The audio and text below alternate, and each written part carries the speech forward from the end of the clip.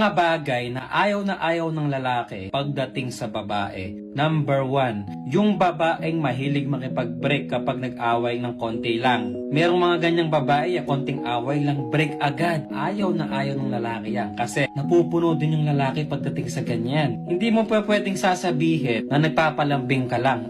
Kung totohanin nila yon, na i-break ka nga talaga, 'di ba? So ayaw ng mga lalaki 'yon. Yung lagi ka nagde-dare ng break or ng hiwalayan, ayaw ng lalaki 'yan. Pangalawa, yung babaeng masyadong dikit sa lalaki. Parang walang jowa kung gumalaw pero may jowa naman. Yung mga ganyang babae may mga jowa na, tapos kung makadikit sa lalaki, kala mo walang jowa, kala mo single, tapos sasabihin friendly lang. Hindi ganun 'yun. Kapag may jowa ka na, meron ka ng boundaries, may limitation ka na. So ayaw ng lalaki 'yun pag masyado kang dikit pagdating sa mga lalaki. Friends lang pwede, pero yung dikit ka masyado tapos lumalandi ka pa, bawal na bawal yun at hindi